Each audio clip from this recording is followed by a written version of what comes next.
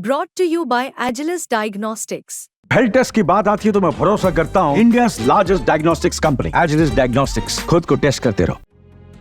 जब भी किसी का मर्डर होता है तो एक शब्द बहुत तेजी से ट्रेंड करने लगता है और वो शब्द है सुपारी। किसी भी दिग्गज या जाने माने व्यक्ति की मौत के बाद आपने अक्सर लोगों को कहते सुना होगा कि इसे मारने की सुपारी दी गई थी। लेकिन अब ये सुपारी है क्या और इसका मर्डर या कॉन्ट्रैक्ट किलिंग से क्या लेना देना है, आइए जानते हैं इस वीडियो में। म्यूजिक कंपनी टी सीरीज के मालिक गुलशन कुमार मुंबई के अंधेरी इलाके में एक शिव मंदिर में पूजा करने जाया करते थे। 12 अगस्त 1997 की बात है। ऐसे ही वो मंदिर जा रहे थे, लेकिन उस दिन मंदिर के बाहर पहले से ही घात लगाए शूटरों ने उन पर गोलियां चलाकर उनकी हत्या कर दी। हत्यारों ने गुलशन कुमार की करीब 1 महीने तक रेकी की थी। वो जानते थे कि गुलशन कुमार शिव मंदिर में पूजा करने के लिए अकेले ही जाते थे, जिसके बाद उन्होंने अपने काम को अंजाम दिया था। पुलिस के मुताबिक गुलशन कुमार को खत्म करने की साजिश दुबई में दाऊद के भाई अनीस इब्राहिम ने रची थी और हत्यारों को 25 लाख रुपए दिए थे। और उस वक्त ये बात सामने आई थी कि अंडरवर्ल्ड डॉन दाऊद इब्राहिम के शूटरों ने गुलशन कुमार की हत्या के लिए सुपारी उठाई थी। इस दौरान सुपारी शब्द मीडिया में खूब छाया हुआ था। हाल ही में एनसीपी नेता बाबा सिद्दीकी की हत्या के बाद ये बात सामने आ रही है कि लॉरेंस बिश्नोई गैंग से पहले बाबा सिद्दीकी पाकिस्तान में दाऊद इब्राहिम की डी कंपनी के निशाने पर भी थे। मीडिया रिपोर्ट्स के मुताबिक कुछ साल पहले 2 कारोबारियों ने पाकिस्तान में दाऊद इब्राहिम से संपर्क किया था और उससे बाबा सिद्दीकी के साथ अपने पैसों से जुड़े विवाद सुलझाने के लिए कहा था। दाऊद ने ये काम अपने राइट हैंड छोटा शकील को सौंपा था, जिसने पाकिस्तान से बाबा सिद्दीकी को कई धमकी भरे फोन भी किए थे।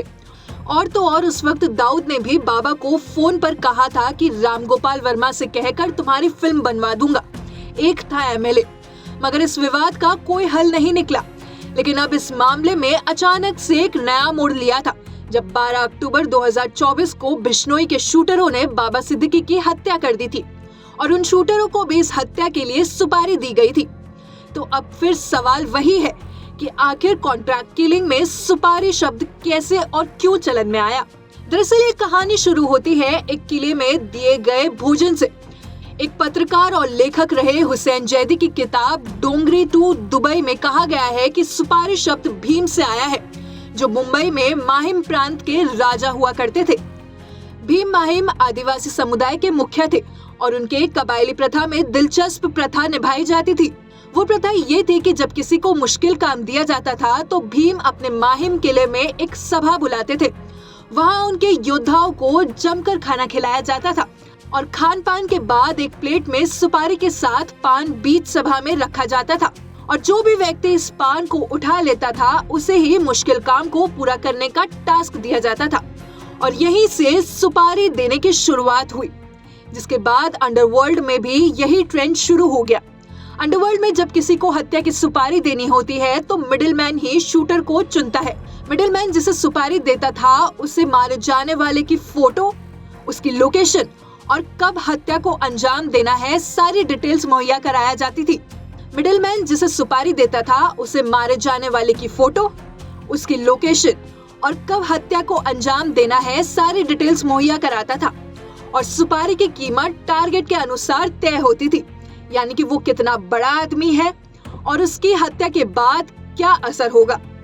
इन सब बातों को ध्यान रखते हुए पूरी साजिश रची जाती थी। पैसा आमतौर पर किश्तों में सौंपा जाता था। जिन हत्यारों को सुपारी दी जाती थी वो हत्या को अंजाम देने से पहले टारगेट की कुछ दिनों से लेकर कई महीनों तक रेकी करते थे। इसके साथ ही टारगेट की हत्या के बाद कहां और कब अंडरग्राउंड होना है, इसकी भी पहले से ही तैयारी कर ली जाती थी। 80 और 90 के दशक में मुंबई की सड़कों पर गोलीबारी की घटनाएं आम हुआ करती थी। ये माना जाता था कि जिसे भी अपने प्रतिद्वंदी को खत्म करना होता था वो अंडरवर्ल्ड को सुपारी देता था और इस तरह अंडरवर्ल्ड की दुनिया में सुपारी शब्द का ट्रेंड चलने लगा। ब्यूरो रिपोर्ट, क्राइम तक।